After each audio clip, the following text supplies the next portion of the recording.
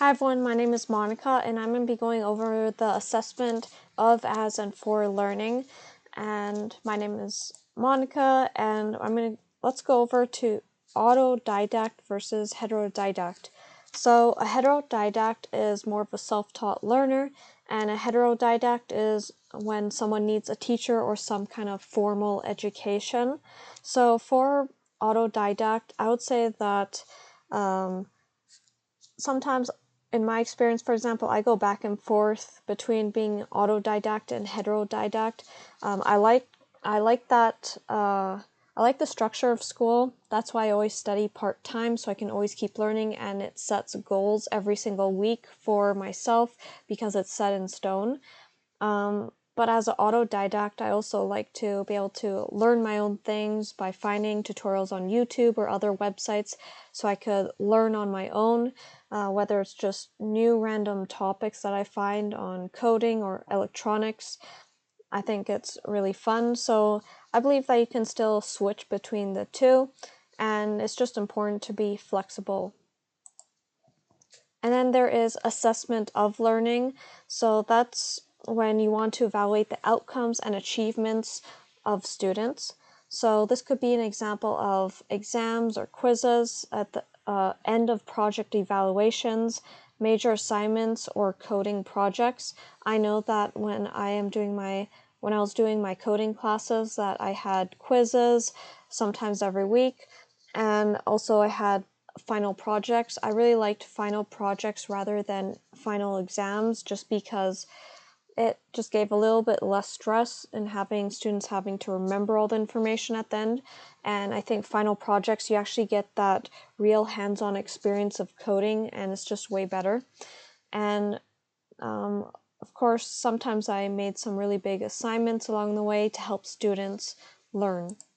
And then there is assessment for learning. So it helps enhance the learning process by providing feedback to help students understand the process of improvements.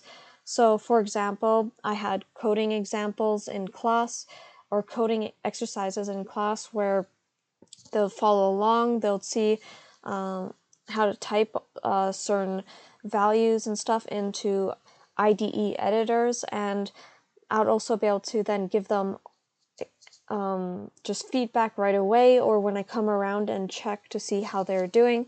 And also there's some peer or coding reviews. So sometimes, they would work in groups or pairs in order to help each other out and help debug the code that they have, and also any other in-class activities to help get students to learn how to work with one another. And then there's assessment as learning, so it helps to involve students in the assessment process to take ownership of their learning by encouraging self-reflection and self-assessment. And the example is there could be a self-assessment checklist. So sometimes I would either make a handout paper copy or even a quiz, or not really quiz, it's a survey online. And this is where they'll just write about themselves, or they'll check mark any of the circles of different options that I've provided, just to see how they're doing. And sometimes they'll just do a little bit of reflection, just writing about like how they're doing, what they need to improve, and then also just setting personal goals and monitoring their progress. So that's why I always give these progress reports every single week, just to read through and see how they're doing. So I would also come around and sit down with them as well and see what else they want improved, and just to make sure that they are on the right track. And this is a really great little diagram that I found online, formative assessment versus summative assessment. And the formative assessment, it's more to assess students' understanding while they're learning, so adjustments can be made to improve students. And it's usually happening during the instruction phase, and the class discussion polls and exit surveys, feedbacks, and a lot more are all formative type assessments. And then there's the summative assessment, which is to assess students' comprehension of subject matter and typically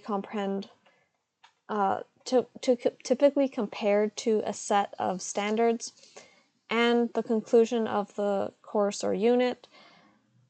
And there are some tools like tests or quizzes, midterms, and final exams. So really it just depends on how the course is structured, what year the course is for. Sometimes I like to have more tests and quizzes for first year students compared to more formative assessment later on in the program, just because summative assessments do help in just getting students to remember more of the foundation of information that's needed in order to progress later on throughout the entire program. And these are my references here. Thank you for listening to me.